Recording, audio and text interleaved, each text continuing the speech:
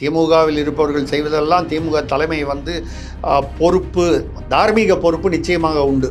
இருந்தாலும் இதுவே இன்னொரு கட்சியில் இருந்தவன் பண்ணால் நீங்கள் கேட்பீங்கல்ல, அப்போ உங்கள் கட்சியில் இருந்தால் கேட்க தானே கேட்பாங்க. இதுக்கு முன்னால் ஜாஃபர் சாதிக் வந்து திமுகவின் வானவளாவிய தலைவராகவோ பேச்சாளராகவோ கொள்கை பரப்பு செயலாளராகவோ இல்லை. அயலக இல்லை. இப்போ அதான் ஒரு கேள்வி இருக்குது. போதைப்பொருள் தடுப்பு பிரிவு வந்து அவங்க வராங்க, இன்வெஸ்டிகேஷனுக்காக வராங்க, எப்படியும் அரெஸ்ட் பண்ணுவாங்கன்ற மாதிரி தெரியுது. அதுக்கு முன்கூட்டியே அந்த விஷயம் தெரிஞ்சால் என்னன்னு தெரியல. அவர் ஏதோ உறவினர் வீட்டுக்கு போகிறதாக சுத்தமாக காலி பண்ணிட்டு போயிருக்கிறாங்க. இந்த போதைப் பொருளை தவிர பொதுவாக அறியப்பட்ட வியாபாரம் ஜேஎஸ்எம் குரூப் ஆஃப் கம்பெனிஸ்னு வச்சுருந்தார். அந்த ஜேஎஸ்எம் இதில் வந்து அவர் வந்து ஒரு ஹோட்டல் புரசவாகத்தில் ஒரு அசைவ ஹோட்டல், அது யாரோட சேர்ந்து நடத்துகிறாரு? இயக்குனர், சினிமா திரைப்பட இயக்குனர் அமீர். நிறைய கேள்விகள் பதில் சொல்லப்படாமல் இருக்கின்றன. இதுவரைக்கும் முதல்வர் வாயை திறந்து அல்லது உதயநிதி அவர்கள் வாயை திறந்து இந்த விஷயத்தில் பேசலை. அவரை வந்து வழக்கமாக வந்து இந்த மாதிரி ஏதாவது தோணும். செந்தில் பாலாஜியே இன்னும் தற்காலிக நீக்கம் கூட பண்ணல கட்சியிலிருந்து, பொன்முடியை பண்ணல. அதே கீழக்கரை, அதே போதை கடத்தல், அது 360 கோடி, இது 2000 கோடி. கீழக்கரையில் என்ன பண்ணாங்க? தற்காலிகமாக தான் அவரை கட்சியை விட்டு நீக்கினாங்க. கவுன்சிலரை, ஒரு கவுன்சிலர், ஒரு முன்னாள் கவுன்சிலர், 2 பேரையும் கட்சியை விட்டு தற்காலிக நீக்கம் துரைமுருகன் அண்ணன் கையெழுத்து போட்டு வந்தது. இவரை ஒரே நாளில் நிரந்தரமாக நீக்கம் பண்ணிட்டாங்க. சாதாரண ஒரு இயக்குனர், திரைப்பட இயக்குனர்னா யாரோ ஒருத்தர் தயாரிப்பாளர் ஒரு 10 கோடி படம் போட்டு பணம் எடுக்கிறேன்னு அபாடி ஒரு ஆள் வந்தால் நமக்கு டைரக்ட் பண்ணுறதுக்கு சான்ஸ் கிடைக்கும்னு சொல்லி பண்ணுறது இயல்பு. அவர் யார் பின்னணி, அவருக்கு பணம் எப்படி வந்துச்சு, இதெல்லாம் பார்க்க மாட்டாங்க. பணம் போடுறேங்கிறாரு, போடுற மாதிரி தெரியுது, இயக்குவாங்க, நியாயம். ஆனால் கிருத்திகா உதயநிதி ஏங்க, அவர் 45 தடவை போதை மருந்து கடத்திருக்காருன்னா அவர் ஒன்றும் திடீர்னு இன்னைக்கு காலையில் போதை மருந்து கடத்தலான்னு முடிவு பண்ணி அவர் திமுக நிர்வாகியாக வந்ததுக்கப்புறம் முடிவு செஞ்சு வந்ததில்லை. 3 வருஷமாக இருக்காருன்னா அவர் திமுக நிர்வாகியாக உள்ளே வரும்போதே, அவரை எம்எம் அப்துல்லா கூப்பிட்டு வரும்போதே அவர் போதை கடத்தல். தமிழ்நாடு அரசு வந்து போதைப் பொருளை சிக்கி தவிர்த்து கொண்டிருக்கிறது முதலமைச்சர் எந்த விதத்திலும் நடவடிக்கை இல்லைன்னு எடப்பாடி பழனிசாமி அறிக்கை கொடுத்தார். சட்டசபைக்குள்ளே குட்காவை எடுத்துகிட்டு வர்றது குற்றம்னு அவங்க சொல்ல போக, தமிழ்நாடு முழுக்க இப்படி தான் இருக்குன்றதை நாங்கள் வந்து அடையாளப்படுத்துவதற்காக வந்து கொண்டு வந்தோம்னு சொன்னீங்க. ஒரு குட்கா பாக்கெட்டுக்கே 2000 கோடி ரூபாய்க்கு போயிருக்கு. 45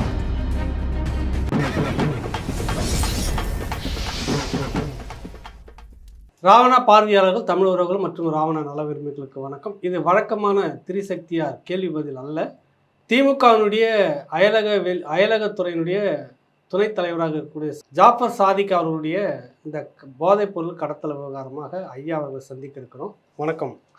வணக்கம். இந்த சிறப்பு நிகழ்ச்சிக்கு, அதாவது சிறப்பு நிகழ்ச்சி அப்படின்னா, சிறப்புன்னா பொதுவாக ஒரு பாசிட்டிவாக இருக்கணும், ஒரு சந்தோஷமான விஷயமா இருக்கணும். இது வருந்தத்தக்க சிறப்பு நிகழ்ச்சி.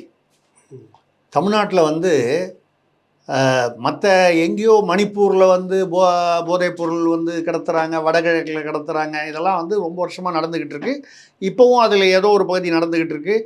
அந்த போதைப்பொருள்லாம் வந்து அந்த செடிகள்லாம் வந்து கம்ப்ளீட்டாக வந்து இப்போ இருக்கிற மத்திய அரசு வந்து அதை அழிக்க போனதுனால தான் சில கலவரங்கள் உண்டாச்சுன்னு சொல்கிறாங்க. ஆக மொத்தம் மணிப்பூர் வழியாக இந்தியாவின் எல்லா பகுதிகளுக்கும் போதைப்பொருள் வந்து கடத்தப்பட்டது வந்து ஏற்கனவே தெரிஞ்சது. ஆனால் மிக மிக அதிர்ச்சியான விஷயம் என்னென்னா, நம்ம இதெல்லாம் அங்கே வடக்கில் தான் நடக்குது, வடகிழக்கில் நடக்குது, எங்கேயோ மியான்மாருக்கு பார்டரில் நடக்குது, மும்பை இல்லைங்க, அதெல்லாம் வடக்கு தானே. தமிழ்நாட்டில் வந்து இது வரைக்கும் நடக்கவே இல்லைன்னு நான் சொல்ல மாட்டேன். நவம்பர் 22 அதாவது ஒரு வருஷம் 1.25 வருஷம் முன்னால் கீழக்கரையில் வந்து ஜெயனுலா அப்படின்னா அவர் ஒரு முன்னாள் திமுக கவுன்சிலர், கவனிக்கவும் திமுக கவுன்சிலர். அப்புறம் இப்போ உள்ள ஒரு கீழக்கரை கவுன்சிலர், அவர் பேர் வந்து சர்ஃபாஸ் நவாஸ். இவங்க 2 பேரும் ஸ்ரீலங்காவுக்கு போதைப்பொருள் ஏறத்தாழ ஒரு 360 கோடி ரூபாய்க்கு வந்து கடத்துறதுக்காக வேனில் எடுத்துகிட்டு போகும்போது இது சிக்கி கிட்டத்தட்ட ஒரு 1.25 வருஷம் முன்னால். அப்போவே திமுக நிர்வாகிகள் போதைப்பொருள் கடத்தல் 360 கோடியா ஸ்ரீலங்காவுக்கா? அப்போ ஸ்ரீலங்காவில் திமுகவுடைய கொள்கை ஆரம்பத்திலேருந்து விடுதலை புலிகள் விவகாரத்திலோ இல்லை மற்ற ஈழ தமிழர்கள் கொல்லப்பட்ட விவகாரத்திலோ இருந்த அந்த கண்ணோட்டமே வேறு வித்தியாசமான ஒரு பார்வை வந்துடுது. அதாவது திமுகவில் இருப்பவர்கள் செய்வதெல்லாம் திமுக தலைமை வந்து பொறுப்பு, தார்மீக பொறுப்பு நிச்சயமாக உண்டு. அதை தாண்டி அவர்களுக்கு தொடர்பு உண்டா இல்லையா நமக்கு தெரியாது. இருந்தாலும் இதுவே இன்னொரு கட்சியில் இருந்தவன் பண்ணால் நீங்கள் கேட்பீங்கல்ல, அப்போ உங்கள் கட்சியில் இருந்தால் கேட்க தானே கேட்பாங்க, பொதுமக்கள் கேட்பாங்க, மற்ற கட்சிகள் கேட்பாங்க. 360 கோடியே அண்ணாந்து பார்த்தோம். இப்போ 2000 கோடி ரூபாய் ஜாஃபர் சாதிக் என்பவர். இந்த ஜாஃபர் சாதிக் இப்போ ஜைனுலாப்தீன், நான் சொன்ன அந்த சர்ஃபாஸ் நவாஸ் அவங்கெல்லாம் கவுன்சிலர், அதனால் கடத்தலாம்னு சொல்லலை. கவுன்சிலர்னா ஏதோ ஒரு திமுகவில் ஒரு உள்ளாட்சி பதவியில் வந்திருக்கிறோம். அயலக பிரிவு துணைத் தலைவர்னா இது வந்து தேர்ந்தெடுக்கப்பட்ட பதவி இல்லை, தேர்தல் வச்சு ஏதாவது நமக்கு வேண்டிய ஆள் இவருக்கு அந்த பதவி போடுன்னு அந்த மாதிரி போட்ட பதவி. அவர் வந்து வயது 36, ஏறக்குறைய 36ன்னு சொல்கிறாங்க. 3 வருஷமாக தான் இந்த தொழிலில் அவர் வந்து தீவிரமாக ஈடுபட்டிருக்காருன்னு சொல்கிறாங்க. 3 வருஷமாக தான் திமுக ஆட்சி நடக்குது. சரி, இவர் வந்து இதுக்கு முன்னால் திமுகவில் இருந்தாரா, அதை பற்றி செய்தி இல்லை. இவர் திமுகவுக்கு யார் கூட்டு வந்தாங்க, யார் மூலமாக இவர் வந்து திமுக தலைமைக்கு அறிமுகப்படுத்தப்பட்டார்? ஏன்னா திமுகவில் எங்கேயோ அடிமட்டத்தில் வந்து அவர் ஏதோ ஒரு ஊரில் வந்து சாதாரணமாக கவுன்சிலராகவோ இல்லை ஒரு சின்ன நிர்வாகியாகவோ இருக்கிறது வேறு விஷயம். ஆனால் தலைமைக்கு வந்து அறிமுகப்படுத்தப்பட்டது அவர் புதுக்கோட்டை எம்பி திரு MM அப்துல்லா அவர்களால் அப்படின்னு தகவல்கள் நேற்று வந்திருக்கு. ஒரு மக்கள் பிரதிநிதி, பாராளுமன்ற பிரதிநிதியான MM அப்துல்லா அவர்கள் வந்து ஒருத்தரை வந்து வியாபாரி, பிஸ்னஸ்மேன் சொல்லி அறிமுகப்படுத்துகிறாருன்னு சொன்னால், அதுவும் எங்கே அறிமுகப்படுத்துகிறாரு? திமுக தலைமைக்கு. இப்போ என்ன விஷயம், என்ன பிஸ்னஸ்லாம் பண்ணுறாரு, என்ன வருமானம் வருது, எப்படி இவ்வளோ பணம் பொருள் அப்படின்ற விவரத்தை யாருக்கிட்டையும் சொல்லலை. பிஸ்னஸ்மேன் அப்படின்னு சொல்லி அறிமுகப்படுத்துறாங்க. இப்போ அவருடைய பின்னணியை வந்து நீங்கள் இப்போது வெளியே, ஏன்னா இப்போ ஜாஃபர் சாதிக்னு ஒருத்தர் இருந்தாருங்கிறதே இந்த போதைப் பொருள் கடத்தலுக்கு அப்புறம் தான் வெளியே வந்திருக்கு. இதுக்கு முன்னால் ஜாஃபர் சாதிக் வந்து திமுகவின் வானவளாவிய தலைவராகவோ பேச்சாளராகவோ கொள்கை பரப்பு செயலாளராகவோ இல்லை. அயலக பெரிய NRI செல் அப்படிங்கிறது வந்து அது ஏதாவது ஒரு பதவி கொடுக்கணும்னு ஒரு பதவி கொடுக்கணுன்றதுக்காக அது போட்டு, அதுவும் சென்னை மேற்கு மாவட்டத்தில் துணைத் தலைவர், ரொம்ப சின்ன பதவி தான் கொடுக்கணும்னு. ஆனால் அந்த திமுகன்ற அடையாளம் கொடுக்கணும், அவரும் அதை விரும்பியிருக்காரு, தலைமையும் அதை கொடுத்துருக்கு. இங்கே தான் பல கேள்விகள் எழுகின்றன. அப்போ திமுக நிர்வாகின்னு இருந்தால் அவருக்கு வந்து காவல்துறையிலும் மற்ற இடங்களிலும் ஒரு நெருக்கம் ஏற்படுவதற்கு சௌகரியப்படுத்தி, அதாவது ஏற்பாடு செய்து கொடுக்கப்பட்டிருக்கிறதோ என்ற சந்தேகம் பொதுமக்களுக்கு இயல்பாக எழுகிறது. அது வந்து அவர் வந்து இந்த சூராபெட்டமின்னா என்னமோ, அதாவது இந்த மூலப்பொருள் மெத்தாபெட்டமின் அப்படிங்கிறது வந்து ஒரு போதைப் பொருள், அதுக்கு உண்டான மூலப்பொருள் 1 கிலோ வந்து 1.5 கோடி ரூபா போகுமா சந்தை விலை. 1700 கிலோ வந்து டெல்லியில் 3 இளைஞர்களை பிடிச்சிருக்காங்க. தமிழ்நாட்டு இளைஞர்கள் ஏதோ பேர் போட்டிருந்தாங்க, முசாஃபுதீன், அப்புறம் ஏதோ 2 பேர் போட்டிருந்தாங்க, பேர் ஞாபகம் இல்லை. 3 இளைஞர்கள். இவங்க வந்து பிடிச்ச போது தான் எங்களுக்கு யார் வந்து இந்த சினிமாவில் சொல்கிற மாதிரி கொள்ளை கூட்ட தலைவர்னா இந்த போதை கடத்தல் குழுவுக்கு தலைவர் ஜாஃபர் சாதிக் அப்படின்னு அவங்க மூலமாக தான் இது வெளியே வந்திருக்கு. இப்போ ஜாஃபர் சாதிக்கு வந்து எந்த விதமான வந்து தொடர்பும் இல்லை. அவர் பேரை வந்து நீங்கள் வழக்கம் போல் அரசியலில் வந்து யாரோ வன்மம் பண்ணுறாங்க போகிறாங்க வராங்கன்னு சொன்னால், நம்பர் 1 வந்து ஜாஃபர் சாதிக் எங்கே இல்லை. இப்போ அதான் ஒரு கேள்வி இருக்குது. போதைப்பொருள் தடுப்பு பிரிவு வந்து அவங்க வராங்க, இன்வெஸ்டிகேஷனுக்காக வராங்க, எப்படியும் அரெஸ்ட் பண்ணுவாங்கன்ற மாதிரி தெரியுது. அதுக்கு முன்கூட்டியே அந்த விஷயம் தெரிஞ்சால் என்னன்னு தெரியல. அவர் ஏதோ உறவினர் வீட்டுக்கு போகிறதாக சுத்தமாக காலி பண்ணிட்டு போயிருக்கிறாங்க. அப்போ ஏதோ அவருக்கு முன்கூட்டியே தகவல் அறிவுறுத்தப்பட்டிருக்கு. இதுக்கு வந்து அவருடைய பின்னணியை கொஞ்சம் அலசனம்னா, இது இப்போ நீங்கள் சொல்கிறதுக்கு வந்து காரணம் என்னன்னு நம்ம இல்லை யார் வேணாலும் யூகிக்கலாம். 3 வருஷமாக தான் அவர் வந்து இந்த வியாபாரத்தில் இதுவரை அவர் வந்து 45 முறை இந்த போதைப்பொருள் அநேகமாக ஆஸ்திரேலியா, நியூசிலாந்து போன்ற நாடுகளுக்கு கடத்தப்படுதான். 45 முறை இந்த கடத்தல் நடைபெற்றிருக்கிறது. ஸோ 46வது தடவை தான் சிக்கியிருக்காங்க. 45 தடவையும் நல்லபடியாக போயிடுச்சு. எங்கேருந்து போயிருக்கு? எல்லாமே தமிழ்நாட்டிலேருந்து மொத்தம் டெல்லி, இந்தியா முழுக்க பல இடங்களில் போயிருக்கு, பல நாடுகளுக்கு போயிருக்கு. இந்த இதில் வந்து பல 1000 கோடிகள் வந்து பிடிபட்ட அந்த போதை மருந்து சரக்கு 2000 கோடினா ஏற்கனவே 45 முறை அப்படின்னா இது எவ்வளவு 1000 கோடி? அது உங்களுடைய யூகத்துக்கு விட்டுறலாம், பொதுமக்களுடைய யூகத்துக்கு விட்டுறலாம். சரி, இந்த 3 வருஷத்துல இவர் வந்து என்ன பண்ணிக்கிட்டு இருந்தாரு? வியாபாரம், இந்த போதைப் பொருளை தவிர பொதுவாக அறியப்பட்ட வியாபாரம் ஜேஎஸ்எம் குரூப் ஆஃப் கம்பெனிஸ்னு வச்சுருந்தார். அந்த ஜேஎஸ்எம் இதில் வந்து அவர் வந்து ஒரு ஹோட்டல் புரசவாக்கத்தில் ஒரு அசைவ ஹோட்டல், அது யாரோட சேர்ந்து நடத்துகிறாரு? இயக்குனர், சினிமா திரைப்பட இயக்குனர் அமீர். சமீப காலமாக திடீர்னு திமுக இந்த ஆட்சிக்கு வந்ததுக்கப்புறம் ஒரேடியாக மத்திய அரசை எதிர்த்தும் திராவிட சித்தாந்தமாகவே வந்து தத்துவமாகவே வந்து பேசி தள்ளிக்கிட்டு இருக்காரு இயக்குனர் அமீர். இதுக்கு முன்னால் அவர் அரசியல் இல்லை நம்ம வந்து அமீர் வந்து யார், அவர் அமீர் திமுகவில் சேர்ந்து அவருக்கு கூட நீங்கள் ஒரு பதவி கொடுக்கலாம், அதை பற்றி நான் சொல்லலை. இங்கே சில கேள்வி எழுது இல்லையா?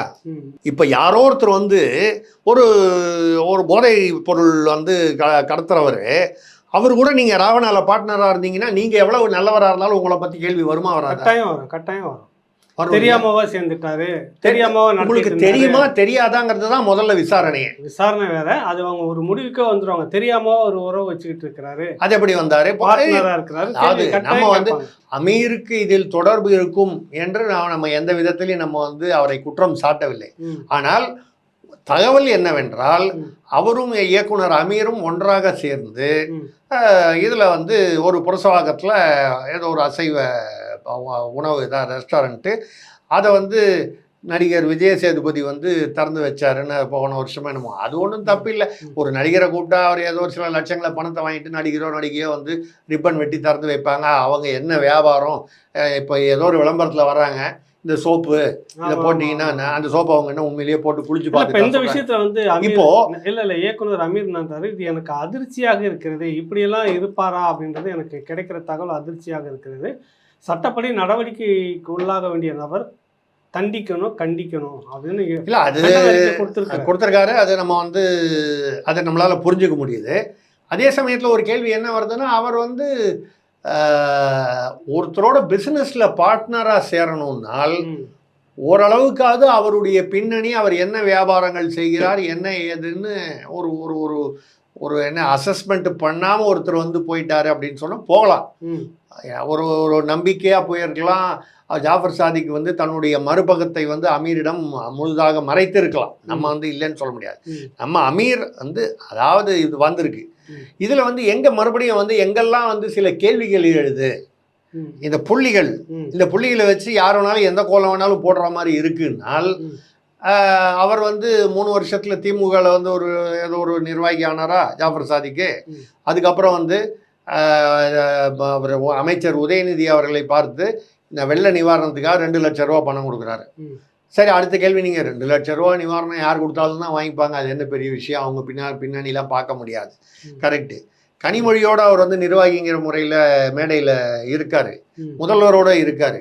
இதெல்லாம் விட முக்கியமாக டிஜிபியாக இருக்கக்கூடிய சங்கர் ஜிவால் அவர்கள் ஒரு கால அவர் கமிஷனராக இருக்கும்போது இவருக்கு ஒரு கேடயம் கொடுக்குற மாதிரி இதில் ஒரு இல்லை, இந்த இடம் தான் ஒரு சந்தேகம் எல்லாருக்குமே ஒரு நெருடல்.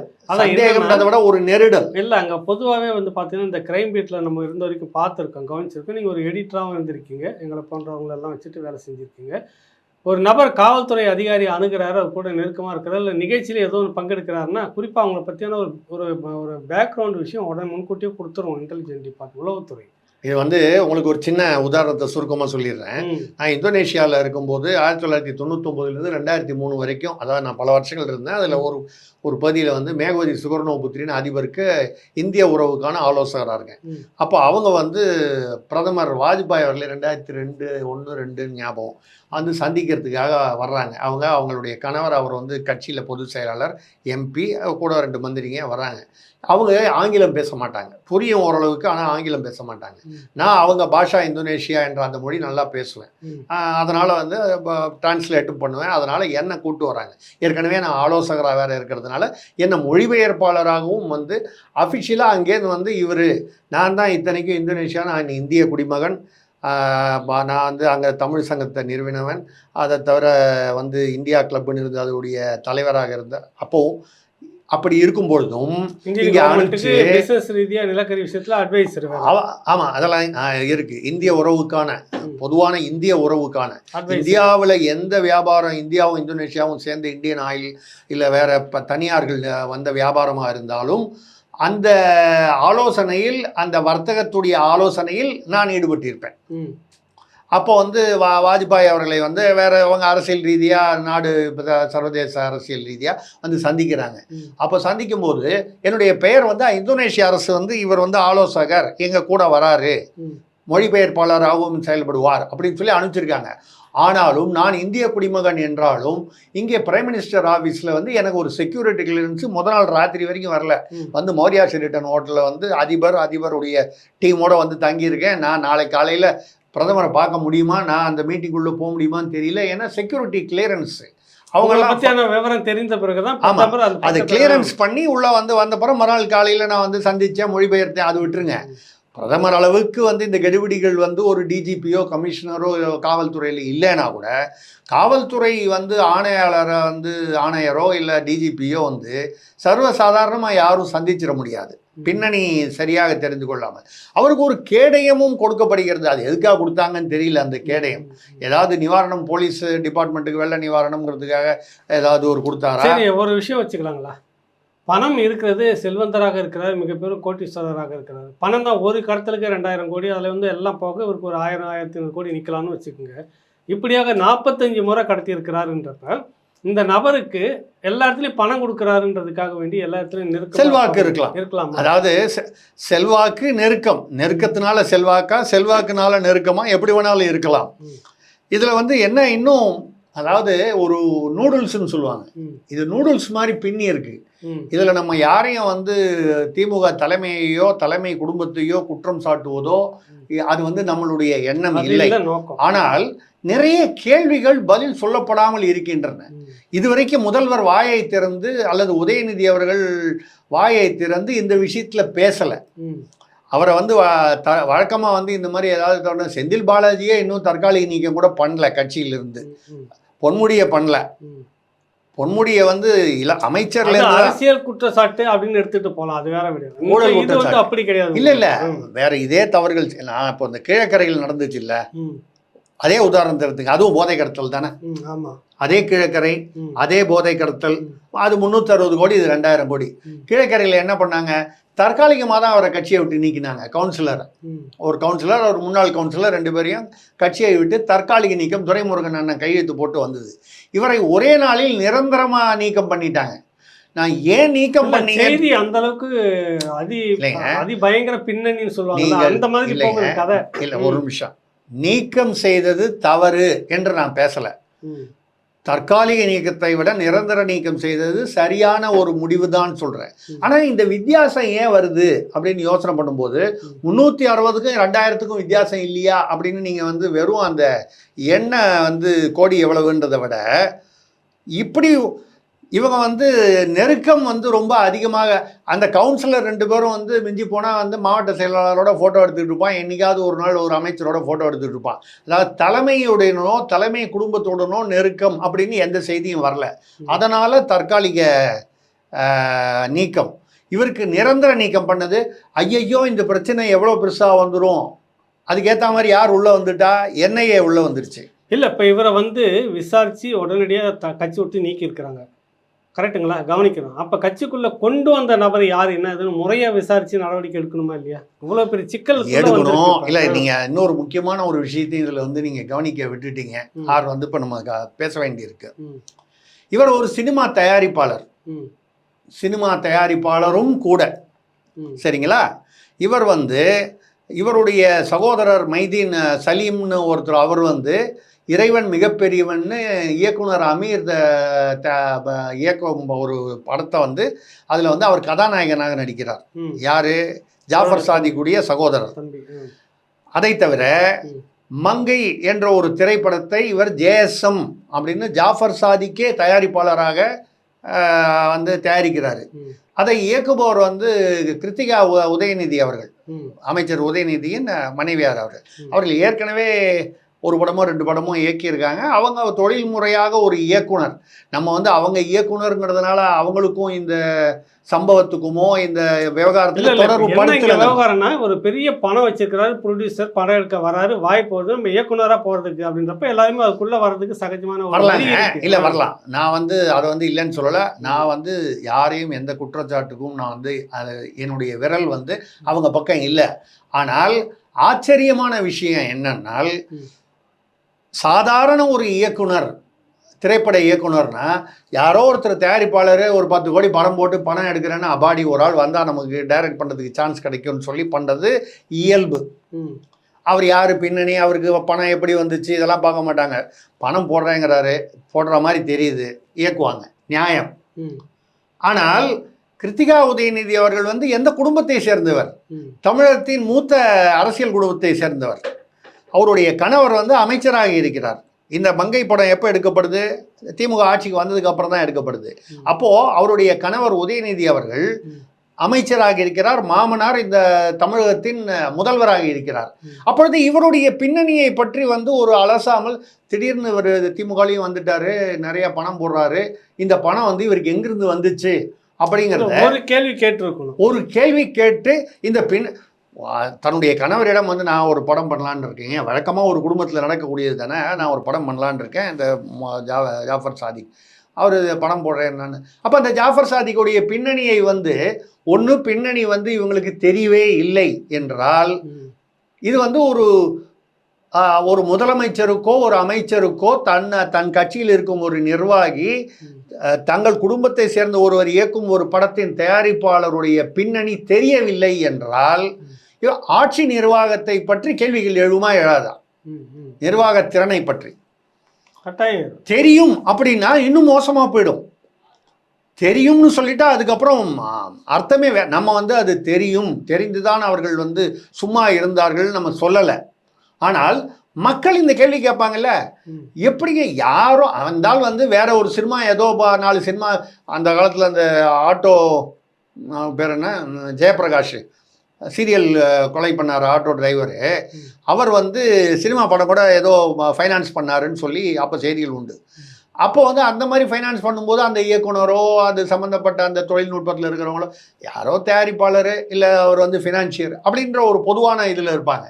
இது வந்து அப்படிப்பட்ட சாதாரண இயக்குனர் இல்லை, அவர்கள் இயக்குனர். உண்மை, ஒரு பெண் இயக்குனர்.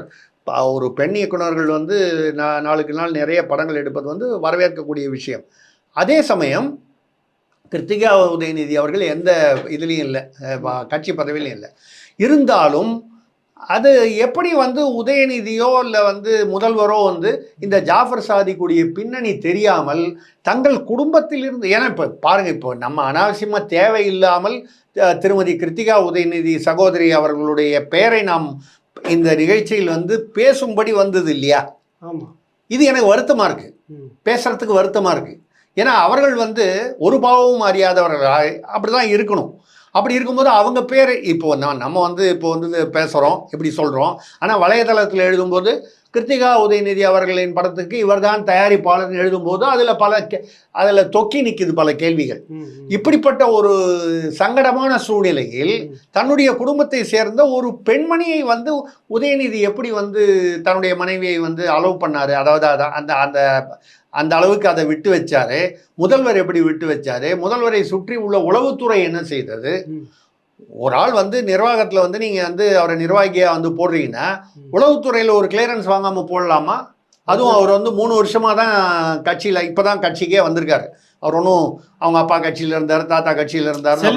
செல்வி ஜெயலலிதா அவருடைய அந்த ஆட்சி காலத்தில் பார்த்தீங்கன்னா ஒருத்தர் ஒரு பதவிக்கு வர்றதுக்கு முன்னாடி அந்த பதவி கொடுக்கலாமா கொடுக்கக்கூடாதுன்னு பல்வேறு விசாரணை நடந்திருக்கும், பார்த்துருக்கீங்களா? ஆமாம்மா, அவங்க அதெல்லாம் கம்ப்ளீட்டாக ஸ்கேன் பண்ணி பணம் எடுத்துக்கிட்டு இப்படி வராம போகிறாங்கலாம் அங்கே கிட்ட அனுமதியே கிடையாது. இல்லை, ஸ்கேன் பண்ணிடுவாங்க. அந்த கம்ப்ளீட்டாக அந்த மனுஷனை வந்து படுக்க வச்சு இந்த எம்ஆர்ஐ எடுக்கிற மாதிரி அவனுடைய பின்னணி அந்த அளவுக்கு எடுத்துகிட்டு தான் அப்புறமா பண்ணுவாங்க.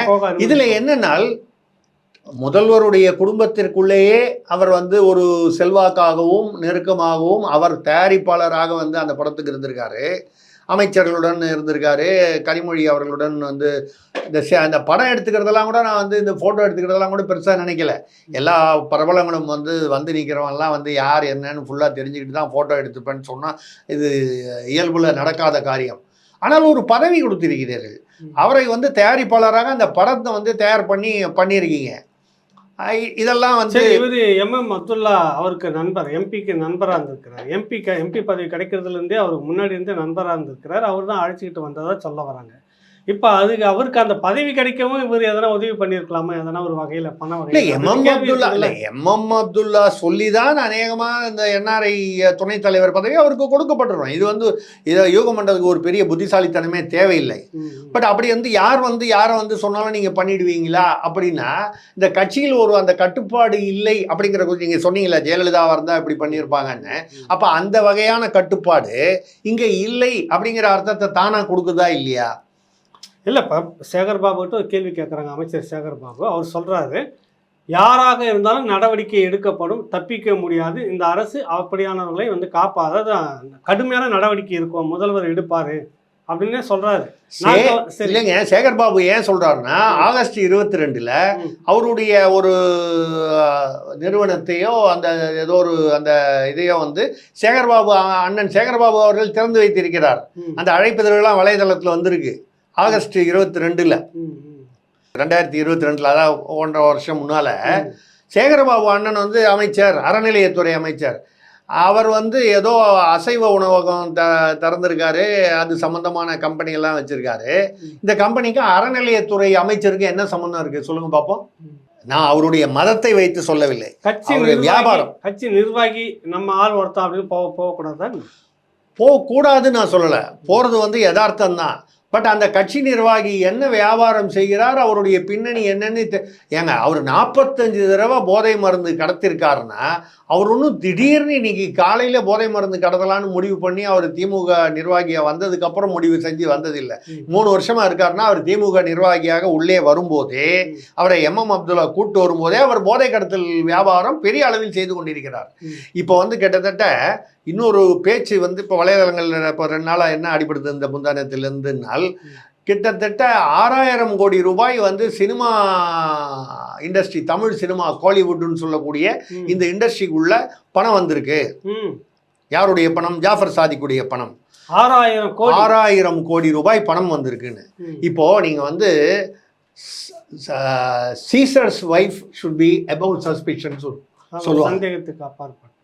சந்தேகத்துக்கு அப்பாற்பட்டவராக இருக்கணும். அதாவது ராணி சீசருங்கிற அங்கே வந்து அரசருடைய மனைவி என்றால் சந்தேகத்திற்கு அப்பாற்பட்டவராக இருக்க வேண்டும்.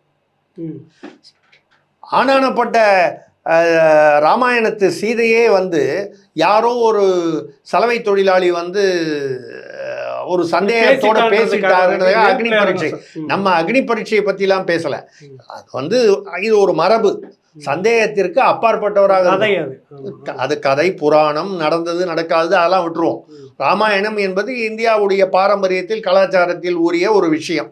அந்த விஷயத்துல என்ன சொல்றாங்க, ராமர் வந்து ராஜாவுடைய ஒய்ஃப் வந்து சஸ்பிஷனுக்கு, அதாவது scissors wife should be above suspicion. அவன் இங்கிலீஷில் சொன்னதை ராமாயணத்தில் தமிழில், அதாவது சமஸ்கிருதத்திலேயே தமிழ்லேயே கம்பராமாயணத்தில் சொல்லியிருக்காங்க. இப்போ அதே மாதிரி நம்ம வந்து என்ன சொல்கிறோம்னா, கட்சி என்பது, நான் பொதுவாக சொல்கிறேன், இந்த இடத்துல வந்து நான் வந்து சீசர்ஸ் ஒய்ஃப்னு சொல்கிறது வேறு யாரையும் சொல்லலை.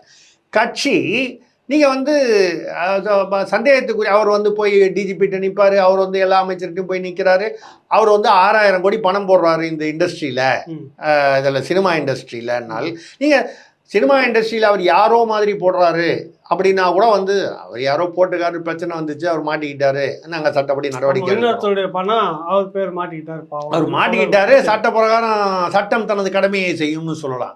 உங்கள் குடும்பத்திலேயே வந்து அந்த படத்தை வந்து நீங்கள் வந்து அவங்க இயக்குறாங்க, அவர் 45 தடவை ஏற்கனவே பண்ணியிருக்காரு, எம்எம் அப்துல்லா கொண்டு விட்டுருக்காரு, சங்கர் ஜிவால் அவருக்கு வந்து கேடயம் கொடுக்குறாரு. அப்போது எங்கே வந்து இது வந்து பிணைப்பு எங்கே இருக்கிறது? இதெல்லாம் இணைக்கக்கூடிய, இந்த புள்ளிகளை இணைக்கக்கூடிய கோடு இது எந்த வகையான கோடு? இப்போது இதில் வந்து என்னென்னா, சப்போஸ் வந்து இப்போ நேற்று ஒரு வேறு இதில் பார்த்தேன் வலைதளத்தில், அண்ணாமலை, பிஜேபி அண்ணாமலை பேசியிருக்காரு, தந்தையும் மகனும் அவங்கெல்லாம் வந்து எல்லாருமே சினிமா துறையில் இருக்கிறார்கள், ஒரு மிகப்பெரிய சினிமா நிறுவனத்தை நடத்துகிறார். அவங்க ரெட் ஜெயண்ட் மூவிஸ் அண்ணாமலை வந்து பேரை சொல்லாமல் சொல்கிறாரு. அவங்க பெரிய சினிமா கம்பெனி வச்சுருக்காங்க, சினிமா துறையில் பெரிய அளவு வந்து ஈடுபட்டிருக்காங்கன்னு சொல்லும்போது குழந்தைக்கு கூட தெரியும் தமிழ்நாட்டில் வந்து ரெட் ஜெயண்ட்டை தான் அண்ணாமலை வந்து உதயநிதியை தான் சொல்கிறாரு, ரெட் ஜெயண்ட்டை பற்றி தான் சொல்கிறாருன்னு தெரியுது. இப்போது 6000 கோடி இந்த சினிமா இண்டஸ்ட்ரி உள்ள வந்திருக்குன்னா பாமர மக்கள் என்ன நினைப்பான்? நீங்கள் தானே அப்படி நினைக்காம இருக்கலாம், நினைக்கலாம் அல்லது நினைக்காம இருக்கலாம். பாமர மக்கள் என்ன நினைப்பான்? ஓ அந்த 6000 கோடி இங்கே வந்திருக்குமா, அந்த கம்பெனிக்கு போயிருக்குமா, இந்த கம்பெனிக்கு போயிருக்குமான்னு அவன் மனசில் வந்து சந்தேகங்கள் எழும். இப்படிப்பட்ட சந்தேகங்கள் இவ்வளவுக்கும் நடுவில் இவருக்கு தகவல் முன்னமே கிடைத்து ஏற்கனவே டிஜிபியோட நின்று போட்டோ எடுத்திருக்காரு, கேடையை வாங்கியிருக்காரு. இப்ப திடீர்னு காணாம போயிட்டாரு, யாருமே குடும்பத்தோட காணாம போயிட்டாரு. இன்ன வரைக்கும் எந்த ஊடகமும் இது பேசல. இது ஒரு பெரிய சிக்கலுக்குள்ள விடயமா இருக்குது. போதை மருந்து கடத்தல். இந்த நபர் முன்கூட்டியே தப்பிக்கிறாரு. மதுரையில் ஒரு உறவினர் வீடு துக்க நிகழ்வுக்காக போனதா சொல்றாங்க. அப்படி எதுவும் நடந்ததா இல்லையான்னு அது தெரியல. அங்கேயும் இப்போ ஆள் இல்லை அப்படின்றா, திட்டமிட்டு ஏதோ லீக் ஆகிருக்குல்ல தகவல் விஷயம். இப்போ அவர் லீக், அது மட்டும் இல்லாமல் இப்போ 2-3 விஷயம் அதில் இருக்குங்க. 9 மாசத்துக்கு மேலே கிட்டத்தட்ட 10 மாதம் ஆக போகுது. அமைச்சர் செந்தில் பாலாஜியோட தம்பி அசோக் வந்து இதுவரை அவர் வந்து தமிழ்நாடு காவல்துறை ஸ்காட்லாந்து யார்டு அதுக்கு வந்து இணையாக பேசப்பட்ட ஒரு காலத்தில் பேசப்பட்ட தமிழ்நாடு காவல்துறையால் இந்த அசோக்கை 9 மாசமாக கண்டுபிடிக்க முடியல. உண்மையா இல்லையா? அப்போ கண்டுபிடிக்க முடியலையா இல்லை கண்டுபிடிக்கலையா இப்படிங்கிற ஒரு கேள்வி பாமரனுக்கு வரத்தனை செய்யும். சரிங்களா? சரி. அடுத்தது நீங்கள் இப்போ வந்து இவர் காணலை, இவருக்கு முன்னாலேயே தகவல் வந்திருக்கு. இல்லை இவருக்கு வந்து ஜாஃபர் சாதிக் வந்து அவர் வந்து இப்போ காணாமல் போயிருக்கிறார். இப்போ ஆனால் வந்து இவருக்கு வந்து காவல்துறை தலைவனுடனும் வந்து நெருக்கம் ஒரு செல்வாக்கு இருந்ததோ என்று சந்தேகப்படக்கூடிய அந்த புகைப்படங்கள்லாம் வருது. இல்லாமையும் இருக்கலாம், சாதாரண ஃபோட்டோவாக கூட இருக்கலாம். ஆனால் அது மட்டும் இல்லை, அதோட கூட வந்து அவர் வந்து மங்கை படத்துடைய தயாரிப்பாளர், அவருடைய அந்த உணவகத்தை திறந்து வைப்பதற்கு வந்து அமைச்சர், அறநிலையத்துறை அமைச்சர் வந்தார். அவர் வந்து திமுகவின் தலைமை குடும்பத்தில் உள்ள எல்லாருடனையும் தனித்தனியாக வந்து ஃபோட்டோ எடுத்து இதெல்லாம் இணைத்து பார்க்கும் பொழுது இவர் காணாமல் போனாரா வேற எப்படின்னு வந்து ஒரு ஒரு ஒரு இப்போ அசோக்கா 9 மாசமா வந்து காணாமல் போகிற மாதிரி இவரும் தலைமறைவாகி விட்டாரா? வேறு நாட்டிற்கு எங்கேயாவது தப்பித்து சென்று விட்டாரா? இவர் தப்பித்து செல்ல ஏற்பாடுகள் செய்து கொடுக்கப்பட்டனவா? அப்படி யார் செய்து கொடுத்தார்கள்? யார் அதுக்கு துணையாக இருந்தாங்க? யாரெல்லாம் அதுக்கு துணையாக இருந்தாங்க? ஏன்னா இப்போ MM அப்துல்லா வந்து MP வந்து உள்ளே கொண்டாந்து விட்டுருக்காரு. அதனால் அவருக்கு வந்து இந்த போதைப்பொருள் களத்தில் நம்ம சொல்கிறது நியாயம் இல்லை. பட் அவர் எப்படி இதை தெரியாமல் கொண்டு விட்டாரா? இப்போ இன்னும் யாராருக்கு இப்போ இயக்குனர் டெல்லியிலிருந்து ஒரு படை வந்து போலீஸ் படை சென்னைக்கு வந்திருக்குன்னு சொல்கிறாங்க. இது இயக்குனர் அமீர் வரைக்கும் வந்து விசாரணை செய்கிறது. இயக்குனர் அமீர் மற்றும் அவரை சுற்றி இருப்பவர்கள், இயக்குனர் அமீர் வந்து இதில் வந்து நிரபராதியாகவும் அவரை அறியாமலேயே இந்த ஜாஃபர் சாதிக்குடன் வந்து அவர் வந்து அவரை நம்பி பழகிறதா கூட இருக்கலாம். பட் அவரை எதுக்காக விசாரணை பண்ணுவாங்கன்னா ஜாஃபர் சாதிக்கை பற்றியான விவரங்கள், தகவல்கள், பின்னணிகள், தகவல்களை தெரிஞ்சுக்கிட்டு அவர் எங்கே போய் எவ்வளோ நாளாக போகிறீங்க, எங்கெங்கெல்லாம் சாப்பிட்ருக்கீங்க, அவருக்கு சொந்தக்காரங்க யாராக இருக்காங்க, எந்த ஊருக்கு போவார் அவர், இப்படி தகவல்கள் 10 இடத்துல கேட்பாங்க. அதில் சொல்ல முடியாது. அதனால வந்து அவருக்கு தொடர்பு இருக்கு நம்மளும் சொல்லலை. பட் இப்படி சினிமா இண்டஸ்ட்ரிக்குள்ள 6000 கோடிக்கு மேலே அவர் வந்து செலவு பண்ணால் அப்போது 6000 கோடினா பெரிய இதில் வந்து என்னென்னா யாரையுமே நம்ம குறை சொல்லலை. இந்த பெரிய செல்வாக்கு வச்சுட்டு விஜய் சேதுபதி வந்து திறந்து வைக்கிறாரு ரெஸ்டாரண்ட்டை. அதுக்கப்புறம் வந்து நீங்கள் சொன்ன மாதிரி பணம் கொடுத்தா யாருமே நீங்கள் கூப்பிட்டு ஒன்று ஒரு 50 கோடி 100 கோடி வந்து திறந்து வைக்கிறதுக்கு மட்டும் என்ன சரி நயன்தாரா கூட வந்துருப்பாங்க. அதுவும் அது போகிற இல்லைங்க. 25 லட்சம் கொடுத்தா வந்து வர நடிகர்கள் கதாநாயகர்கள் இருக்காங்க. வந்து ஏன்னா ஒரு அரை மணி நேரம் வந்து திறந்து வச்சுட்டு போவாங்க. இது வந்து அவர்களுக்கு வந்து ஒரு விளம்பரத்தில் நடிக்கிற மாதிரி தான். நம்ம வந்து அவர்களை குறை சொல்லலை. ஆனால் இந்த இண்டஸ்ட்ரிக்குள்ளே பணம் வந்திருக்குன்னா எந்த கம்பெனிக்கு போச்சு, என்னென்ன படம் இது? இப்போ வந்து வேற ஒரு தகவலும் வருது. தமிழ்நாட்டில் ஏற்கனவே விசாரணையில் உள்ள ஒரு நடிகர் சம்பந்தப்பட்ட அறக்கட்டளைக்கும் ஜாஃபர் சாதிக்குக்கும் தொடர்பு இருக்கும் என்ற வகையில் வந்து விசாரணை வளையம் போகிறதுன்றாங்க. அதாவது இதெல்லாம் வந்து வலைதளத்தில் வரும்பொழுது சில மிகைப்படுத்தப்பட்ட கேள்விப்பட்ட என்னன்னா அது ஒரு கல்விக்காக உதவி செய்யக்கூடிய அறக்கட்டளை. நீங்கள் கூட பணம் நிறைய உதவி பண்ணிக்கிறீங்க, எனக்கு தெரிஞ்ச நிறைய பேருக்கு. அந்த பையனுக்கு நான் படிக்கிற பொறுப்பு எடுத்துக்கலாம், அந்த வகையில் உதவி பண்ண போயிருக்கலாம். இல்லைங்க, நம்ம யாரையும் குற்றம் சாட்டல. நம்ம சொல்றது என்னன்னால் பல கேள்விகளுக்கு பதில் தெரியாத ஒரு நிலையில் மக்கள் மத்தியிலோ வலையதளத்திலோ சோஷியல் மீடியா என்ற வலையதளத்திலோ வந்து மீடியாக்களிலோ சந்தேகங்கள் எழுவது இயல்பு. இதற்கு யார் பதில் சொல்லணும்? முதல்வரோ அல்லது ஏறத்தாழ துணை முதல்வர் என்ற நிலையில் இருக்கக்கூடிய உதயநிதி அவர்களோ இதை பற்றி ஒரு விரிவாக ஒரு வந்து பேசணுமா இல்லையா? அவருக்கு எப்படி பதவி வந்து நாங்கள் கொடுத்தோம், யார் இப்போ எம்எம் அப்துல்லா சொன்னாரா, யார் சொல்லி கொடுத்தோம்? அதுக்கு முன்னால் அவர் கட்சியில் இருந்தாரா? அவங்க அப்பா ஒரு கால் கட்சியில் இருந்திருக்கலாம், நமக்கு தெரியாது. ஜாஃபர் சாதிக்குடைய மற்ற குடும்ப பின்னணி நமக்கு தெரியாது, இருந்திருக்கலாம். இதெல்லாம் வந்து சொல்லி இப்படி இப்படி நடந்துச்சு, எங்களுக்கு தெரியல, நடவடிக்கை எடுக்கிறோம் அப்படின்னு முதல்ல ஒரு ஸ்டேட்மெண்ட் கொடுக்கணும்ல. நீங்கள் பிரதமர் மோடி வந்து பாராளுமன்றத்தில் பேசுகிறதே இல்லை, ப்ரெஸ் மீட்டே கொடுக்குறது இல்லைன்னா இப்போ நீங்கள் வந்து இவ்வளவு முக்கியமான ஒரு விஷயத்தில் அதான் அமைச்சர் கொடுத்துருக்கிறாருல பதில், அப்புறம் என்ன? அதையே அங்கே சொல்லாமல் நிர்மலா சீதாராமன் பேசிட்டாங்களே, அப்போ பிரதமர் எதுக்காக பேசுகிறோன்னு கேட்டால் அப்போ நீங்கள் ஒத்துக்கலையே. உங்களுக்கு வந்தால் அது வழக்கம் போல், அது வந்து உங்களுக்கு வந்தால் ரத்தம், மற்றவங்களுக்கு தான் தக்காளி சட்னிங்கிற வழக்கமான வசனத்துக்கு சொல்லக்கூடிய அரசியல் கேள்வி பதில் எல்லாத்துக்கும் அரசியல்ல வந்து யாரும் பதில் ஒரு கடத்தல் இல்ல ஏகலைவன் சார். முதலமைச்சர் யோசிக்கணும் நிறைய, எல்லாத்துக்கும் அவர் பதில் சொல்லிட முடியாது, கூடாது அப்படின்ற விஷயம் இல்ல. அவர் எல்லாத்துக்கும் அவர் பதில் சொல்லிட கூடாதுங்கிறத நான் ஏத்துக்கல, உங்களுடைய வாதத்தை நான் ஏற்றுக்கொள்ளவில்லை. ஏனென்றால் இவர் யாரோ ஒரு கடத்தல்காரர் என்றால் முதல்வரோ அல்லது வந்து உதயநிதி அவர்களோ பதில் சொல்ல வேண்டிய அவசியம் இல்லை. சொல்லலாம், ஆனால் அவசியம் இல்லை. ஆனால் இவர் ஒரு திமுக நிர்வாகி, திமுக தலைமை குடும்பத்துடன் பல தொடர்புகளிலும் செல்வாக்கிலும் இருந்தவராக அறியப்படுபவர், காவல்துறை தலைமையிடம் ஏதோ ஒரு செல்வாக்கு இருப்பதாக அறியப்படுபவர். அதே மாதிரி திமுகவுடைய முதல் குடும்பம் வந்து சம்பந்தப்பட்ட ஒரு திரைப்படத்திலும் அவர் வந்து தயாரிப்பாளராக இருக்கிறார். இத்தனையும் இருக்கும் பொழுது முதல்வரின் பொறுப்பு, முதல்வர் என்கிற பதவியை தாண்டி அவரை நோக்கி சுட்டப்படும் விரல்களை வந்து பதில் சொல்ல வேண்டிய கட்டாயத்தில் இருக்கிறார். அப்பொழுது அவர் மௌனம் அமைதி காப்பது வந்து, நான் சொல்றது வந்து அவரை குற்றம் சாட்டி சொல்லவில்லை, அனாவசிய சந்தேகங்களையும் யூகங்களையும் அதிகப்படுத்திவிடும்.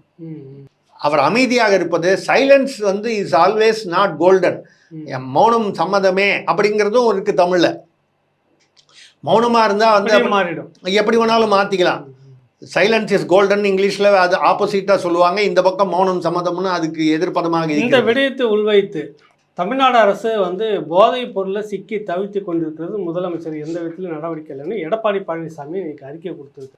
இல்லை, அதாவது எடப்பாடி அவர்கள் இன்னும் வந்து இது தலைகுனிவை தமிழ்நாட்டுக்கு ஏற்படுத்தும்னு சொல்லியிருக்காரு. என்ன இதில் வந்து நம்ம உற்று கவனிக்க வேண்டிய விஷயம்னா, அதிமுக ஆட்சி எடப்பாடி அவர்கள் முதல்வராக இருந்தபொழுது இந்த குட்கா பிரச்சனை வந்தது. தமிழ்நாடு முழுவதும் குட்கா விற்கிறாங்கன்னு சொல்லி காவல்துறை உயர் அதிகாரி ஒருவர் கூட கட்டிமீறி போச்சுன்னு பாக்கெட்ல எடுத்து போய் குட்கா எடுத்துட்டு போய் சட்டமன்றத்தில் வந்து எல்லாரும் கொண்டு போய் அது ஒரு பெரிய சர்ச்சையாக, சட்டசபைக்குள்ள குட்காவை எடுத்துட்டு வர்றது குற்றம்னு அவங்க சொல்ல போக, தமிழ்நாடு முழுக்க இப்படிதான் இருக்குன்றத நாங்க வந்து அடையாளப்படுத்துவதற்காக வந்து கொண்டு வந்தோம்னு சொன்னீங்க. ஒரு குட்கா பாக்கெட்டுக்கே 2000 கோடி ரூபாய்க்கு போயிருக்கு, 45 முறை வெளிநாட்டுக்கு போயிருக்குன்னு சொல்லும் பொழுது, அப்பொழுது முதல்வர் வந்து நீங்க வந்து அவர் பேச வேண்டிய அவசியம் என்ன? இல்லை வந்து ஒரு அமைச்சர் பேசிட்டாரே பத்தாதா அப்படின்னு சொல்றீங்க. காவல்துறை தலைவர் பேச வேண்டாமா? காவல்துறை தலைவர் இவ்வளோ நேரம் வந்து புகைப்படம் வந்ததுன்னா அந்த புகைப்படம் ஆச்சு, வேற ஒன்றும் இல்லை, இந்த புகைப்படம் யாரோ வந்தாரு, அவர் வந்து எடுத்துக்கணும்னு சொன்னாரு, அவருக்கு ஒரு விளக்கத்தை சொல்லியிருக்க வேண்டாமா? நான் இப்போ காவல்துறை தலைமை பேரில் நம்ம வந்து எந்த குற்றச்சாட்டும் சொல்லலை, எந்த சந்தேகத்தையும் ரைஸ் பண்ணல. ஆனால் அது வந்து சந்தேகத்துக்கு கேள்விகள் எழக்கூடும் அப்படிங்கிறத அவங்களே புரிஞ்சுக்கிட்டு இதுக்கு ஒரு விளக்கம் கொடுத்துட்டு அவரை தேடுங்கள். அவர் எப்படி வந்து அவ்வளவு சுலபமாக வந்து அவருக்கு செய்தி வந்து தகவல் வந்து முன்னாலேயே கிளம்பினாருங்கிறதையும் விசாரணை பண்ணணும். அது வந்து இப்போ என்ஐஏ விசாரிச்சிடும். ஏன்னா இப்போ வந்து தமிழ்நாடு காவல்துறை விசாரித்தா அவங்க வந்து நியாயமாகவே நேர்மையாகவே விசாரித்தாலும் அது வந்து ஒரு அந்த பச்சை கண்ணாடி வழியாக பார்க்கும்போது பச்சையாக தெரியுன்ற மாதிரி ஒரு வித்தியாசமாக தெரியும். என்ஐஏ விசாரிக்கும் பொழுது எல்லா விதமான தகவல்களும் வரும். இதில் வந்து இப்போ இந்த சினிமா துறை அப்படின்னு வரும்போது எனக்கு என்ன ஞாபகம் வருதுன்னா, உங்களுக்கு பாகிஸ்தானில் இப்போ வந்து நடுவில் அவர் போன ஒரு 3 மாதங்களுக்கு முன்னால் இறந்து விட்டார் என்றும் இல்லை இறக்கவில்லை என்றும் வந்து தாவூத் இப்ராஹிம், மிகப்பெரிய நிழல் உலக தாதா, அவர் இந்தியர் ஆனால் பாகிஸ்தான்ல போய் ரொம்ப மும்பை தாக்குதல் மட்டும் இல்லாமல் பல குண்டு வெடிப்புகளில் வந்து தீவிரவாதத்திற்கு அவர் வந்து அந்த குழுவிற்கு வந்து பண உதவி பின்னணியில் இருந்தவர். ஆனா அவரே தான் ஒரு பீரியட்ல, நான் சொல்றது வந்து 1990களில் அவர் வந்து பாலிவுட்னு சொல்லக்கூடிய இந்தி சினிமா உலகத்தையே வந்து அவரும் அவருடைய ஆட்கள் சோட்டா ராஜன், சோட்டா சக்கீல் இவர்கள் தான் ஆண்டார்கள். உதாரணமாக நீங்கள் வந்து ஒரு நடிகர் ஷாருக் கான், சல்மான் கான், ஐஸ்வர்யா ராய், நான் சும்மா உதாரணத்துக்காக சொல்கிறேன், எதையும் தொடர்பு படுத்திக்க வேண்டாம். அதாவது ஒரு நடிகர் இருந்த பிரபலங்கள், அந்த பிரபலங்கள்லாம் ஒரு படத்தில் நடிக்கணும்னா தாவூத் இப்ராஹிம் ஆட்களுடைய அனுமதி இருந்தால்தான் நடிக்க முடியும். யாரோ தயாரிக்கிறான், யாரோ பணம் கொடுக்குறான், யாரோ நடிக்கிறாங்க.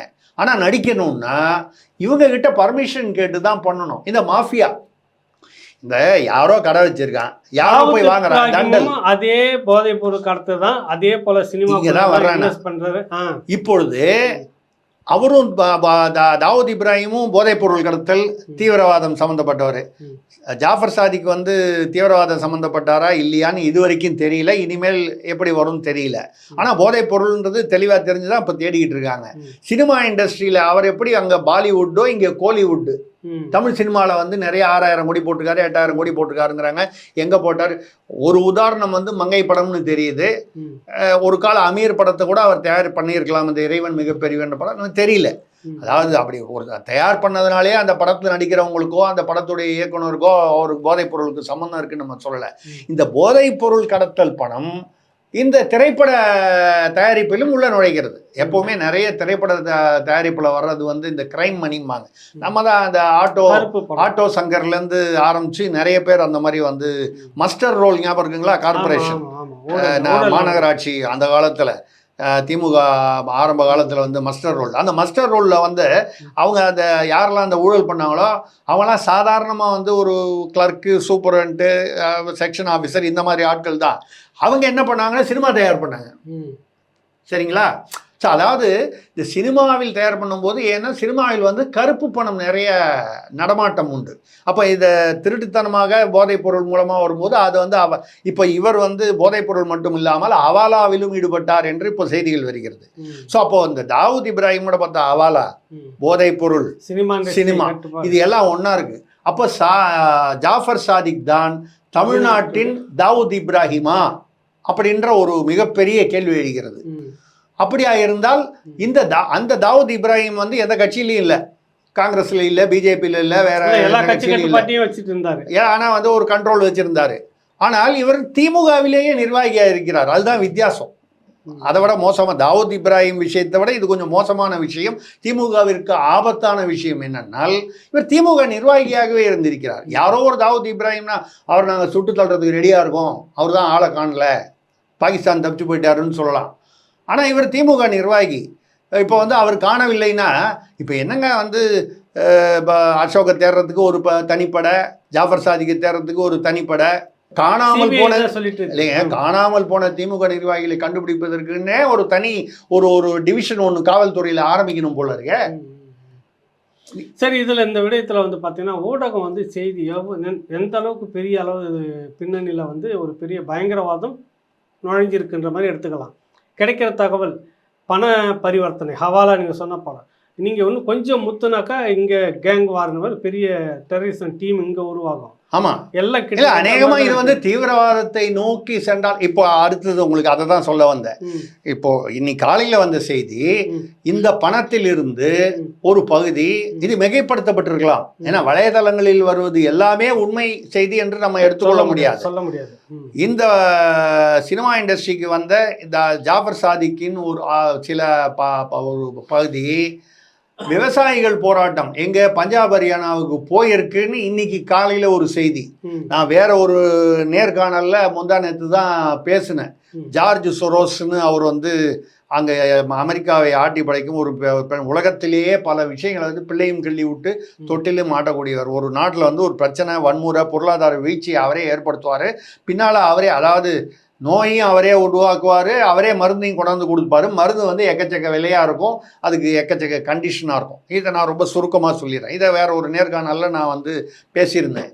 இப்போ அவங்க தான் விவசாயிகள் போராட்டம் போயிருக்குன்னு சொல்ல வரீங்க, புரிஞ்சுக்கிட்டேன். இப்போ என்ன என்னுடைய கேள்வி, இது மாறக்கூட சொல்ல வர்றது என்னன்னா, ஊடகம் இது வந்து பெரிய அளவில் விவாத பொருளாக்கியிருக்கணும். சரி, ஆனால் நீங்கள் அனுப்பியிருந்த ஒரு செய்தியை நான் பார்த்தேன். ஆமாம், அது வந்து ஒரு தொழிலதிபர் கைதா, யாரு, ஆமாம், யாரோ ஒருத்தர் கைது. இல்லை, அதில் பார்த்தீங்களா, நான் உங்களுக்கு அந்த செய்தியை அனுப்பிச்சிருந்தேன், அந்த வீடியோவை அனுப்பிச்சிருந்தேன். அதை நீங்கள் தயவு பண்ணி போடுங்க. இல்ல அதை போடுறேன் நான். நீங்க தயவு பண்ணி பிரபலமான என்னுடைய கோரிக்கை, தொலைக்காட்சியில வந்திருக்கு. பிரபலமான தொலைக்காட்சியில யாரோ 3 பேர் வந்து ஓமோடியோட போட்டிருக்காங்கன்னா தொழிலதிபர் அந்த திமுக நிர்வாகின்னு இல்ல, அவர் வந்து எந்த யாருக்காக படம் எடுக்கிறாருன்னு இல்ல, வேற ஒண்ணும் இல்ல, யாரோ ஒரு ஜாஃபர் சாதிக்ன்ற தொழிலதிபர், பேரே இல்ல, அந்த பேரே இல்லை. ஒரு நபர் மர்ம நபர்ன்ற மாதிரி அவர் இதுதான் நபர் இதுதான் தேர்ந்தெடுக்கப்பட்ட தமிழ்நாட்டிலேயே மிக பிரபலமான மிக மிக சக்தி வாய்ந்த வந்து ஊடகம். ஊடகம். ம். இது வந்து நீங்க இந்த லட்சணத்துல நீங்க வந்து அப்போ இல்ல, என்னுடைய இதுதான் சந்தேகங்கள் அதிகமாகுது. இதுதான் நான் கேட்க வரேன். இந்த அப்ப இடத்துல சந்தேகங்கள் correct. அதிகமாகுது. இந்த இடத்துல ஒரு இப்ப நான் அந்த தமிழ் தேசிய தளத்தில் இருக்கிறதால அதை சொல்ல வேண்டியது இருக்கு. நான் தமிழ் கட்சியில சாதாரண ஒரு விஷயத்தை செய்தோன்னு ஒரு பெரிய தலைப்பு செய்தி போட்டு 24 மணி நேரம் விடாமல் செய்தி வாசிச்சுட்டு இருக்கிற அந்த போக்கு இருந்துக்கிட்டே இருக்கும். இந்த நபர் சிக்கி கொண்டார், இந்த நபர் சிக்கி, சாதாரண விஷயத்துக்கு இது இவ்வளவு பெரிய கடத்தல் சம்பவம் நடந்திருக்குது. ஒரு முறை பிடிபட்டது 2000 கோடி. அந்த நபர் இன்னாருன்னு தெளிவாக சொல்லாமல் செய்தி போடுறாங்களே, எப்படி? ஏன் என்ன மர்மம்? இப்படிதான் நாங்க இப்படிதான் போடுவோம். ஊடகம்னா இப்படிதான் நடத்துவோம். ஏன்னா ஊடகம் பூரா எங்களுடைய கண்ட்ரோல்ல தான் இருக்கு. பெய்டு மீடியான்னு சொல்லுவோம் இங்கிலீஷ்ல, பெய்டு மீடியான்னு. அப்ப தமிழ்நாட்டில் இருக்கிறது பூரா நம்ம வழக்கமா வந்து ஆர்எஸ்பி ஊடகம்னு சொல்லி நம்ம வந்து அதை வந்து வருத்தப்படுறதுல வந்து இப்ப மறுபடியும் ஒண்ணு, இதுல வந்து ஆக பிரபலமான ஆளுங்கட்சியை சேர்ந்த ஒரு இதுல சொல்லிட்டு போங்களேன், அவர் ஜாஃபர் சாதிக்கு திமுக நிர்வாகி செய்தியா நீங்கள் வந்து அந்த கட்சியுடைய பொதுச் செயலாளர் வந்து கட்சி விட்டு நீக்கிறது அறிக்கையும் வேற கொடுத்துருக்காரு பேரை சொல்லி, அதையாவது சொல்லலாம், நீங்க சொல்லலாம். ரெண்டாவது செய்தியை நீங்கள் செய்தி மக்களுக்கு, ஊடகம் என்றால் என்ன, செய்தியை மக்களுக்கு பகிர வேண்டியது. அதாவது நியூஸ் தான், அதுதான் ஊடகம், வியூஸ் இல்லை. உங்களுடைய கருத்து, அது கருத்து வேற. நீங்கள் வந்து ஜாஃபர் சாதிக் வந்து அரசியல் வன்மத்திற்காக துரத்தப்படுகிறாரான்னு ஒரு விவாத மேடை வழக்கமா வச்சுட்டு போங்க. அது விவாத மேடை, அது என்ன மேடையோ ஒரு மேடை தனியா, அது கருத்து. அது கருத்து கணிப்பாக இருக்கலாம், கருத்து திணிப்பாக இருக்கலாம், நம்ம அதுக்குள்ள போல. செய்திகளை செய்திகளாக கொடுக்க வேணும். நீங்க வந்து ஒரு ஏறக்குறைய ஒரு தமிழ்நாட்டில் ஒரு தாவூத் இப்ராஹிம் உருவாகி இருப்பாரோ என்ற ஒரு சந்தேகம் இருக்கிறது. அப்படிப்பட்ட விஷயத்தை நீங்கள் வந்து அதை வந்து மூடி மறைத்து அதுக்கு வந்து கருப்பு போர்வை போர்த்தி நீங்க வந்து பண்றீங்க அப்படின்னு சொன்னால், அப்போ என்னன்னா நடக்குது, ஊடக தர்மம் வந்து இப்படி வந்து ரொம்ப மோசமா போயிருக்குன்னு ஒரு பக்கம் இருக்க, எதையோ நீங்க வந்து மறைக்கிறீங்களோ அப்படிங்கிற ஒரு சந்தேகம் அதிகமாகுது. நீங்க மறைக்கலைன்னா கூட மறைக்கிறீங்கன்ற எண்ணம் மக்களுக்கு வரத்தானே செய்யும். அதாவது இப்ப நான் இந்த ஒரு உதாரணத்தை சொல்லி முடிச்சிடுறேன் இந்த விஷயத்த. அதாவது பஞ்சு மிட்டாயில வந்து ஏதோ கேன்சர் வரக்கூடிய ஐட்டம் இருக்குன்னு சொல்லி தடை பண்றீங்க. சரி, அடுத்தது இப்போ ரோஸ் மில்க் தடை பண்ண போறாங்களா, அதுலயும் இதே மாதிரி ரைட், இந்த சுகாதார இதுல ஆரோக்கியத்துல வந்து கேன்சர் வரக்கூடிய சில பொருட்கள் அதுல இருக்குன்னு பஞ்சு மிட்டாயை தடை பண்றீங்க, ரோஸ் மில்கை தடை பண்றீங்க. ஏற்கனவே டாஸ்மாக் ரொம்ப ஆரோக்கியமான சத்து உணவு அது, அதனால திறந்து வச்சிருக்கீங்க. இப்போ அதெல்லாம் வந்து நீங்க தடை பண்ணும்போது தமிழ்நாட்டில் சம்பந்தப்பட்டவர்கள் வந்து 45 முறை 46 முறை வந்து போதைப் பொருள்களை மிக மிக அதாவது விலை அதிகமான போதைப் பொருட்களை நீங்க மெரினா பீச் வாசல்ல வந்து பஞ்சு மிட்டாயை வந்து கொடுக்குறவனை பிடிச்சி உள்ள வைக்கிறீங்க. அதில் வந்து கேன்சர் இருக்குன்னு அவன் விற்கிறவனுக்கு வந்து அதில் என்ன ரோஸ் கலரில் இருக்குன்றது தவிர விற்கிறவனுக்கு வேற ஒன்றும் தெரியாது. இப்போ அவனை வந்து நீங்கள் வந்து ரோஸ் பஞ்சு மிட்டாய், இப்போ மெரினாவில் இன்னைக்கு அந்த ரோஸ் கலர் பஞ்சு மிட்டாய் விற்றா இன்னைக்கு கைது. இது நியாயமா? போதைப் பொருளை வந்து 45 முறை வந்து பல ஆயிரம் கோடிகளுக்கு கடத்தினவன் வந்து காணாமல் போயிட்டான். அவனுக்கு முன்னாலேயே யாரோ தகவல் சொல்லிட்டாங்க, யார் சொன்னாங்கன்னு தெரியல, கரெக்டாக வந்து முன்னால் போயிட்டான். இப்போ நீங்கள் வந்து இப்படி பண்ணுறீங்க. ஒன்று ஒரு இது ஒன்று வந்தது, ஒரு படம் ஒன்று வந்தது. அந்த படம் வந்து என்னன்னு கேட்டிங்கன்னா, எனக்கு இதை பற்றி பேசும்போது அந்த படம் ஞாபகம் வருது. 2019 ஒரு மலையாள படம், பிரமாதமான படம். நீங்கள் இதில் எங்கேயாவது தேடி பாருங்கள், ஓடிடியில், லூசிஃபர், LUCIFERன்னு. கிட்டத்தட்ட ஒரு கதை இது. அந்த கதையோட இது வந்து ஒத்து போகிறதுனால நான் வந்து யார் மீதும் குற்றம் சாட்டவில்லை என்பதை முதலில் உறுதியாக தெரிவித்துக் கொள்கிறேன். ஏன்னா அந்த கதையை சொன்னால் உங்களுக்கு என் பேரில் வந்து இவர் யாரையோ குற்றம் சாட்டுறாரோ சந்தேகம் வரும். அந்த படம் வந்து இப்போ வலைதளங்களில் அந்த படத்தை போட்டு கிண்டல் பண்ணுறாங்க, அதனால் நான் அதை சொல்ல வேண்டியிருக்கு. நானே அப்படி பார்த்தேன். அந்த படம் நான் எப்போ பார்த்துருக்கேன், எனக்கு நினைவில் இல்லை. ஆனால் வந்து இப்போ அதை கம்பேர் பண்ணி போடுறாங்க. அதில் வந்து ஒரு முதல்வர் நான் யாரையும் உதாரணம் காட்டி பேசவில்லை, அந்த படத்தை பற்றி பேசுகிறேன். மலையாள திரைப்படம், மிக பிரமாதமாக மோகன்லால் அவர்கள் நடித்தது. கட்சிக்கு நிதி வேணும்னு போதை மருந்து இல்லைங்க, முதல்வர் அந்த முதல்வர் வந்து படுத்த படுக்கையாக இருக்காரு, அவருக்கு ஏதோ ஆயிடுச்சு. அந்த கட்சி வந்து போதை மருந்து கடத்தலை வச்சு தான் அந்த கட்சிக்கு நிதி வருது. அதை யார் வந்து அதை நிர்வகிக்கிறாருன்னா அவருடைய மருமகன். நான் சொல்கிறது படத்தில், சினிமா படத்தில் அந்த முதல்வரின் மருமகன் வந்து அதை வந்து பண்ணார். அவர் வந்து இந்த இந்தி நடிகர் விவேக் ஓபராய் வில்லனாக வரார். அவர் இந்த முதல்வர் அவர்களுக்கு பிறகு யார் முதல்வராவது, அவர் வந்து உடம்பு சரியில்லாமல் இனிமேல் அவரால் முதல்வர் பதவியை வைக்க முடியாது என்ற ஏதோ ஒரு சூழ்நிலை வருகிறது. அப்போ வந்து அவருடைய மகன், அவருடைய மகள் இருவரும் வந்து போட்டிக்கு வராங்க. அதாவது யார் முதல்வர் ஆகுதுன்னு. மருமகன் வந்து அப்படியே அந்த போதை மருந்து வந்து நிதி வந்து அவர் கண்ட்ரோலில் தான் இருக்கு, கட்சிக்கு நிதி. அவர் என்ன சொல்றாரு, மகனும் கிடையாது மகளும் கிடையாது, நான் தான் வருவேன், ஏன்னா நிதி என்கிட்ட தான் இருக்குன்றார். இது அந்த சினிமா படம். இதை வந்து இன்றைய தமிழகத்தின் நிலையோடு ஒப்பிட்டு நேற்றிலிருந்து வரிசையாக நான் வந்து ஒரு 10 வாட்ஸ்அப் குரூப்பில் இதை பார்க்குறேன். நான் அதனால் இதை ஒப்பிட்டு இது இப்படி நடந்துருச்சு இப்படி நடந்திருக்குமோன்றதை பற்றி பேசலை. ஆனால் இப்படி மக்கள் மத்தியிலே இவ்வளவு சந்தேகங்கள் வந்து எழும்புவது ஒரு அரசுக்கு, ஒரு கட்சிக்கு, அரசியலுக்கு, மூத்த அரசியல் கட்சிக்கு நல்லதில்லை. அந்த வகையிலே முதல்வர் அல்லது திரு உதயநிதி, ஏன்னா அவர் பேசுனா முதல்வருடைய குரல் என்று எடுத்துக்கொள்ளலாம், இதை வந்து தெளிவுபடுத்த வேண்டும். இந்த ஜாஃபர் சாதிக் எப்படி கட்சிக்கு வந்தார், என்ன நடந்துச்சு, என்ன எப்படி இப்போ என்ன பண்ணியிருக்கோம், எல்லாத்தையும் வந்து விவரமாக சொன்னால்தான் மக்களுக்கு எழக்கூடிய சந்தேகங்கள், எழுந்திருக்கக்கூடிய சந்தேகங்களை தீர்த்து வைத்து இது அவர்களுக்கு அரசியல் ரீதியாகவும் இது வந்து அவர்களுக்கு நல்லது என்பதை தாண்டி அந்த தார்மீக கடமை முதல்வருக்கும் இந்த தமிழக அரசுக்கும் இருக்கிறது. இவ்வளவுதான் நம்ம சொல்ல முடியும். என்ன செய்யலாம்னு பார்க்கலாம். மிக பிரபலமான ஆங்கில படங்களுக்கு இணையான ஒரு கதையாக தான் இது இருக்குது. ஒரு டெல்லியில், மும்பையில் ஒரு அண்டர் கிரவுண்டில் தேடி பார்க்கும்போது அங்கே இந்த போதைப் பொருள் இருந்த 3 பேரை பிடிக்கிறாங்க. விசாரிக்கும் போது இவர் தான் கேங் லீடர், தலைவர், மாஃபியா மன்னன் அப்படின்னு ஜாஃபர் சாதிக், தமிழ்நாட்டின் தாவூத் இப்ராஹிம், தமிழ்நாட்டின் தாவூத் இப்ராஹிம், இவர் வந்து தலைமறைவு அப்படின்ற மாதிரி போகுது கதை. என்ன நடக்குதுன்றதை நம்ம பார்ப்போம், விரிவாக இன்னொரு தளத்தில் பார்க்கலாங்க. நன்றி. இது நல்ல விஷயம். அது நல்லபடியாக ஜாஃபர் சாதிக். எனக்கு இன்னொரு அதில் ஒரு கடைசியாக ஒரு சந்தேகமும் சொல்லிடுறேன். அவர் பேரை பார்த்தா எனக்கு வந்து வேற ஒரு பயம் வேற வருது.